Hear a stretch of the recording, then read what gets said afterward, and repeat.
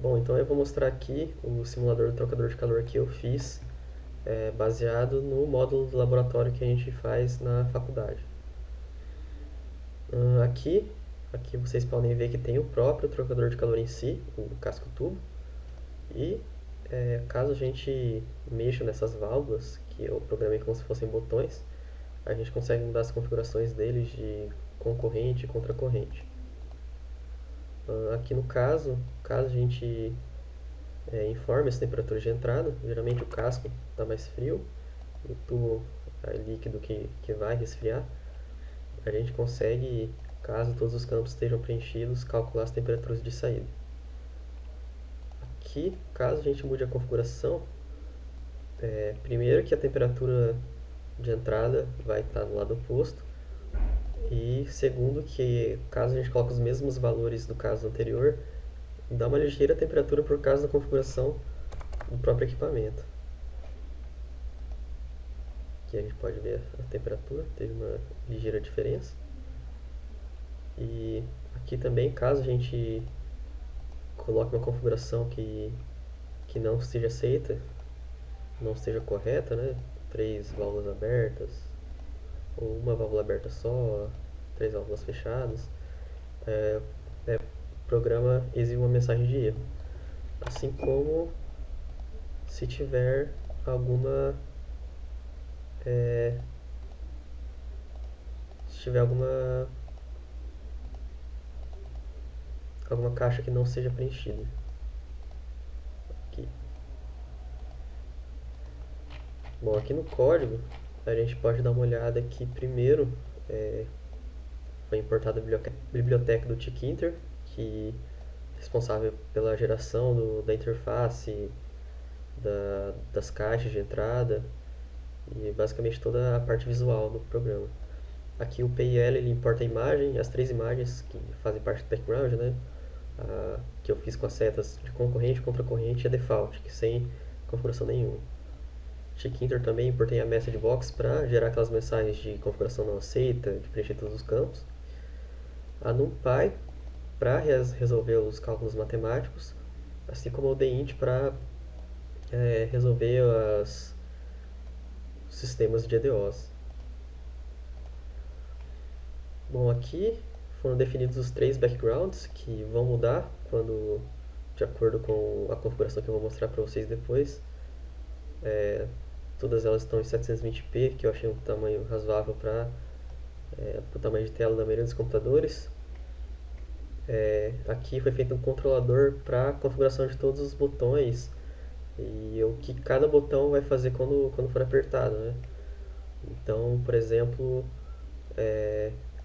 foi definido lá como se fosse 0 para a válvula aberta e o X para a válvula fechada. Então, para que seja possível resolver toda essa questão das configurações, foi necessário criar uma variável global. Aqui a variável global atribui valores de 0, 1 e 2 para cada caso. Então, como eu vou mostrar para vocês daqui para frente, em cada caso dos botões, em cada configuração dos botões, levam a uma variável global diferente. Então, tanto para contracorrente, concorrente e a configuração padrão, né? Sem como se ela estivesse desligada. Aqui a gente pode ver, né, que para a variável global 0 é concorrente, para a variável global 1 é contracorrente e para 2 é background default. Aqui é mais para a parte de simulação mesmo, para a parte dos cálculos que envolvem os balanços de energia. L seria o valor do vetor que vai de 0 a 0,58, que é o comprimento do trocador de calor. E em 40, esse intervalo é dividido em 40 vezes. Aí eu fiz também os variáveis das temperaturas 1, 2 e 3 como se elas fossem vetores preenchidos por 0. Aqui na simulação, caso a variável global seja 0, então as variáveis de entradas vão ser 1 e 3. 0 no caso para concorrente, então as temperaturas de entrada vão ser 1 e 3. Aqui foi feito todo o cálculo matemático. que as condições iniciais, né, na verdade as condições de contorno, o valor de x igual a zero. Aqui no caso x igual a zero seria aqui, né, comprimento zero. Aí você tem os valores das temperaturas de entrada. Aí aqui foi feita toda a configuração para caso esteja em concorrente, não seja possível digitar valores de entrada tanto em 2 quanto em 4. Eles só recebem a resposta. Aqui foi feito um padrão muito parecido, só que para o modelo em contracorrente, né? A gente pode ver aqui pela variável global igual a 1. Aqui no caso, ele vai pegar 2, em vez de pegar 1, aqui a gente pode ver, tirar a prova, né? Aí, em vez de pegar 1, ele pega a variável 2, a temperatura 2.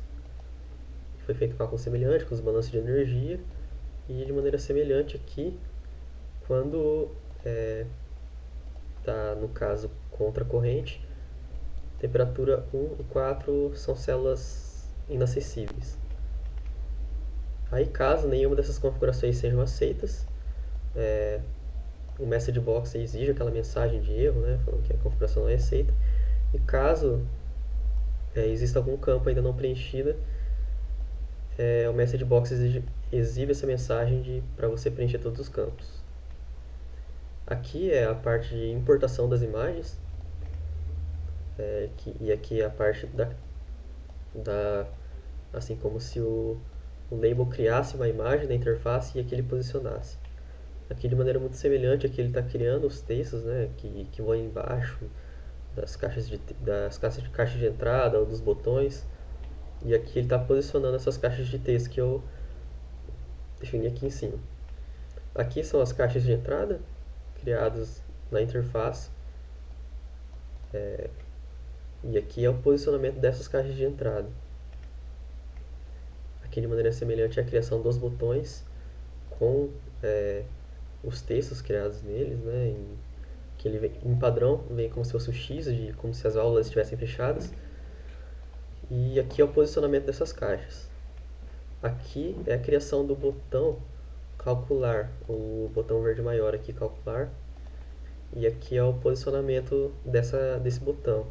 Você pode ver que caso a gente selecione esse botão, o comando dele vai ser o modelo. Então, caso você selecione esse botão verde, ele vai fazer todos esses cálculos aqui do modelo, plotando na interface e fazendo os resultados que nem a gente tem agora.